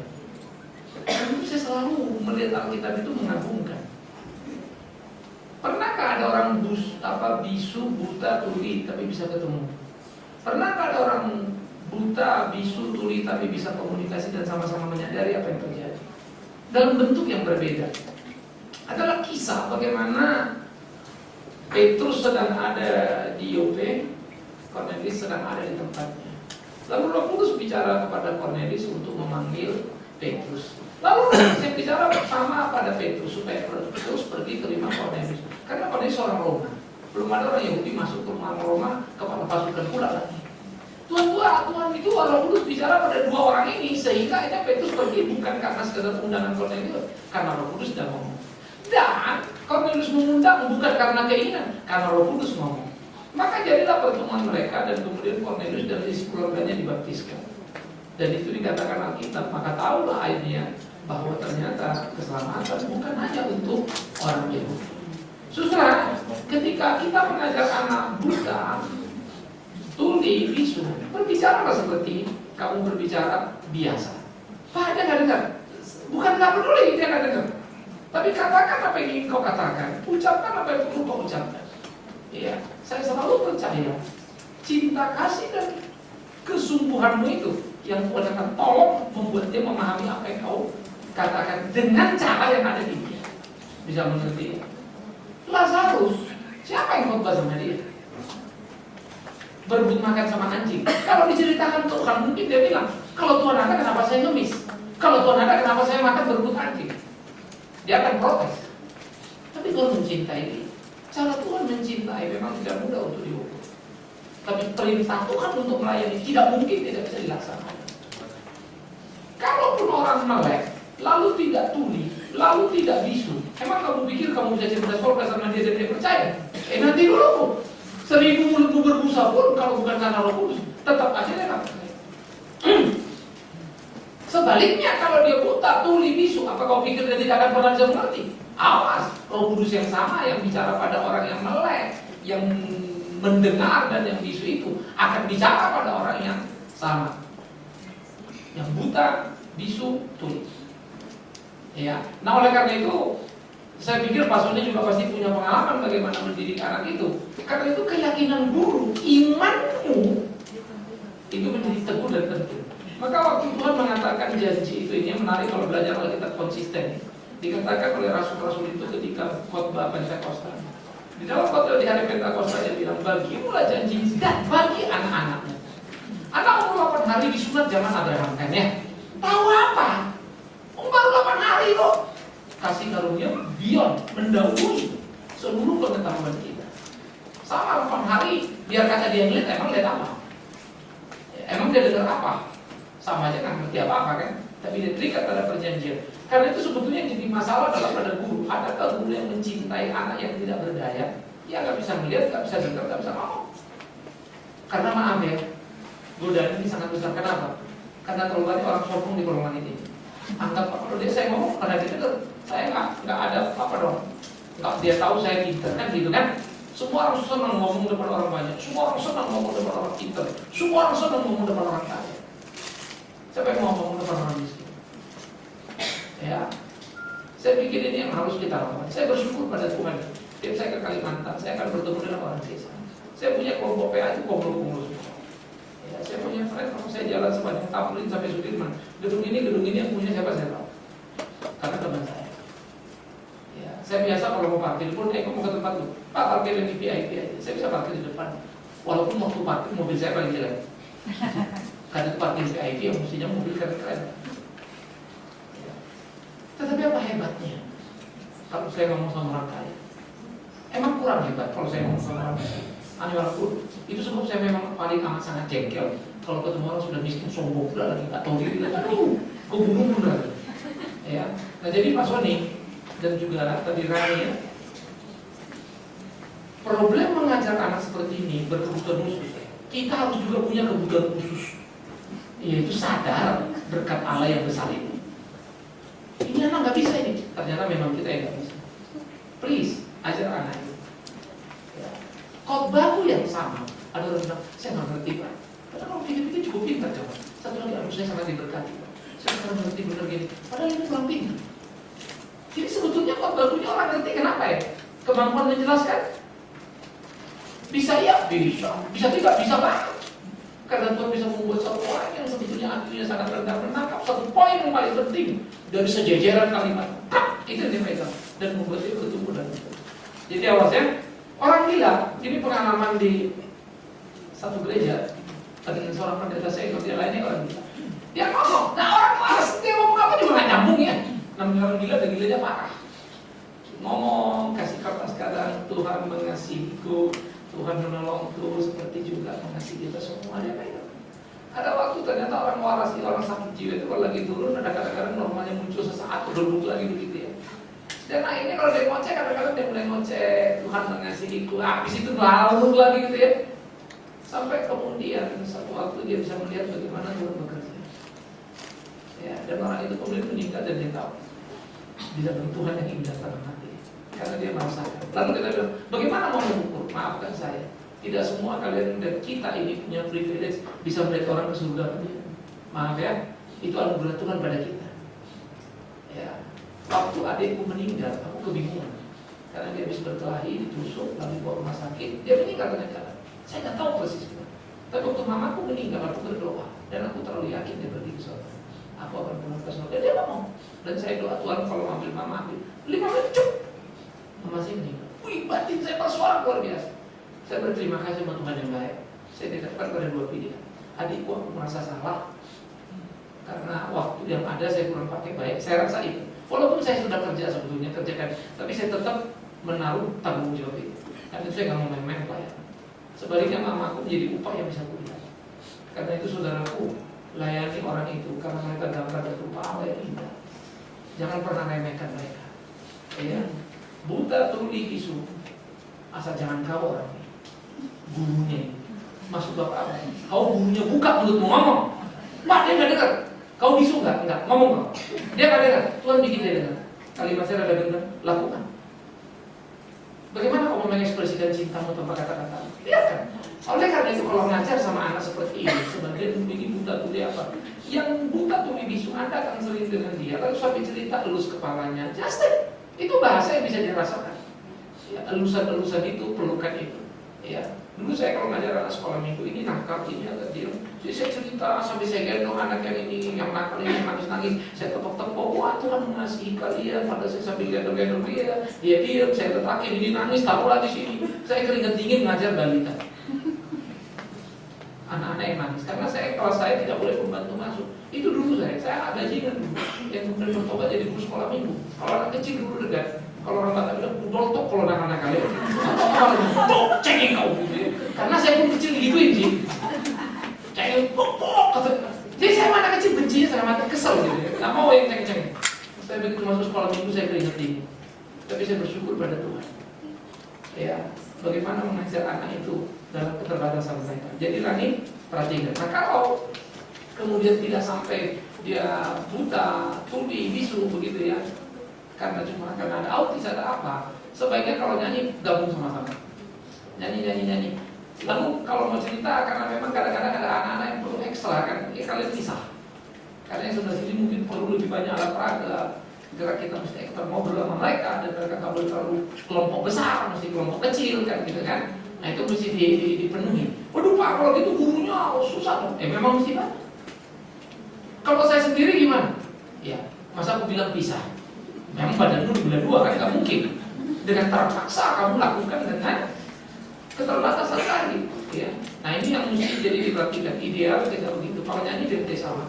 Lalu ketika dipisah selalu anak ajaran yang normal. Ingat ya, mereka punya problem ini, problem itu mesti diberitahu pada anak supaya dia ngerti. Kita mesti sayang, Tuhan sayang kita semua, begitu ya. Itulah keunggulan sekolah minggu. Kemudian soal Ibu Ica, tadi katanya anak punya kebutuhan khusus dalam banyak pendeta seperti sulam bulan apa katanya. Kalau lu rasa terkutuk, yakinkan kau, ini pendeta Bima mau pendeta yang terkutuk. Barang siapa pendeta mengatakan anak cacat terkutuk, pendeta yang terkutuk. Ini kalimat. Ya, celakalah mereka yang menghina ciptaan Allah yang hidup. Yang merasa anaknya cucunya kebutuhan khusus merasa. Nggak diakui. Karena saya melihat ada unsur begitu. Saya kita juga tidak ada. Kadang saya pikir ini pendeta ini juga aneh sama cucunya apa. Saya berasa ada banyak orang menyembunyikan aib.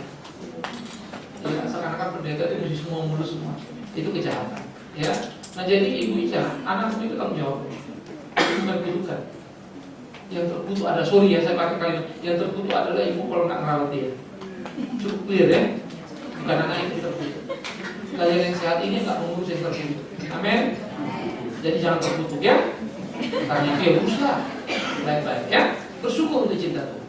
Helen Keller itu dididik mamanya hebat sampai jadi orang penemu yang luar biasa. Bapaknya juga apa, ibunya dunia kesehatan gitu juga. Pengasuhnya ya, dididik benar-benar. Aduh, kita ketemu guru banyak. Yang terakhir untuk apa?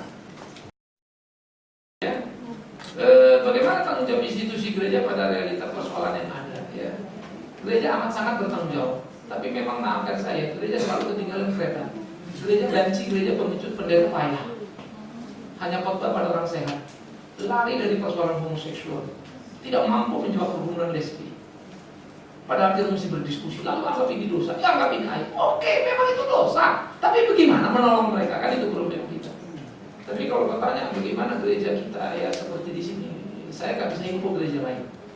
Oke, tapi ini kita adakan. Pak, ini nggak cukup, memang nggak cukup. Ya, saya nggak tahu, maka saya udah pernah ngomong sama Ibu Brida. Pikirin dah, ada bikin triwulan seminar begitu ya. Dia punya banyak paket, ayo kita jalan. Ya, di sini bisa tempat jadi basis perkumpulan dan pertemuan. Oke, saya rindu sebetulnya gedung ini beli depan atau belakang. Saya udah tanya nggak ada yang mau jual. Jadi saya juga nggak ngerti. Tuhan tolong, tapi kalau Tuhan mau kasih dapat ya. Kalau nggak ya tunggu gitu. Tapi kalau usah tunggu-tunggu ya segini ada segini dulu lah. Ya, kita lengkapi apa yang perlu. Nah, oleh karena itu ini memang menjadi amat sangat penting. Saya pun hanya konsultasi, konseling banyak orang juga. Ya kadang-kadang bukan spek bidang saya. Tapi gimana ya? Orang urusan kerja mau dipecat gimana ngadapin? Saya terpaksa belajar Depnaker, belajar undang-undang tenaga kerja, belajar teknik berdiskusinya bagaimana dan seterusnya. Nah, ini memang tanggung jawab gereja. Karena itu, kenapa saya mendirikan pelayanan media? Itu di perkotaan. Ya, jika kita ada tabloid, ada TV, mempengaruhi struktur pikir orang di kota. Di desa kita bikin lembaga pendidikan, ada sekolah di Kalimantan. Ya, saya masih rindu Papua, ya, NTT. Ini sekarang kampung-kampung bisa hancur semua. Ya, kita mau bikin sekolah. Tetapi memang saya pun ngebatin karena ada anak-anak terpaksa kita keluarkan. Lalu ada yang bilang sama saya, Pak, itu mesti diurus dong. Saya ngerti. Tapi memang tangan kita cuma dua, bisa urus ini dulu kan. Terpaksa kita cari dulu anak muda ini. One day kalau Tuhan izinkan lagi saya tahu apa yang saya harus lakukan, tapi saya nggak tahu tenaganya nggak cukup. Ya, itu sebab anak-anak kami yang halus ini selalu saya ingatkan, tugas tanggung jawab kalian masih besar ke depan yang masih kita garap. Ya, jadi kalau di sini memang gereja ini khususnya yang artinya yang kita jalani, saya sadar betul gereja adalah misi. Tanpa misi gereja mati. Dan misi bukan KKR, misi bukan event ini, event itu. No, misi of your life. Itu kalimatnya Paulus. Persembahkanlah tubuhmu sebagai persembahan yang hidup yang kudus berkenan pada Allah yang juga dalam sejarah. All your activity, persembahkan tubuhmu, seluruh aktivitasmu, termasuk yang ini anak berkebutuhan khusus ya, itu anak-anak kita, itu pelayanan kalian. Kalian itu bangga, bersyukurlah. Ada banyak hal yang Tuhan lukis di sana. yang hari ini kalian belum lihat, tapi satu waktu akan lihat, ya. Dan usulan-usulan tadi mungkin satu waktu, ya, guru-guru sekolah minggu, sama ABC sama RSAPAM bisa kerjasama. Kita bikin penanganan anak-anak, misalnya tunanetra, begitu kan. Jadi Pak Sony juga bisa bicara, sharing pengalamannya, ya. Ibu Brida bicara, kan begitu kan. Ya. Jadi bisa kita isi dan kita garap bagaimana melihat bagian-bagian lain. Karena memang kebutuhan ini amat sangat besar. Ya. Biasanya gereja kalau bikin seminar kan marketplace, bagaimana melipat gandakan rezeki. Pasar ibadah, kan gitu kan. Nah di sini nggak ada. Oke? Jadi selamat berkeringat ya. Kalau tidak berkeringat ingat kalian bukan apa-apa. Ibu Frida mau kasih sambal sebentar. Tadi ada pertanyaan tentang buku yang saya katakan ini paling akhir karena saya pikir saya promosi ini buku saya karang sendiri. Judul 1, 2 Psikologi dan Pendidikan Anak Berkebutuhan Khusus dalam Bahasa Indonesia. Ada ya, harganya 73.000 satu buku. Itu ada memang terbitan di Fakultas Psikologi. Jadi bisa siapa yang mampir ke Depok, ini ada teman-teman bisa dititipin atau nanti apa bisa dikirim juga. Terus mungkin ada, tapi saya nggak tahu di mana yang masih ada. Tapi yang jelas ada adalah di kampus ya, di toko buku kampus Fakultas Psikologi. Bapak Ibu sekalian, kembali kita lihat pengajaran yang kita pikir tidak diamati oleh anak itu bukan pekerjaan kita. Ketika kita mengajarkan sesuatu yang baik, kita percaya dengan Roh Kudus Tuhan dengan cara apapun itu akan masuk kepada roh anak.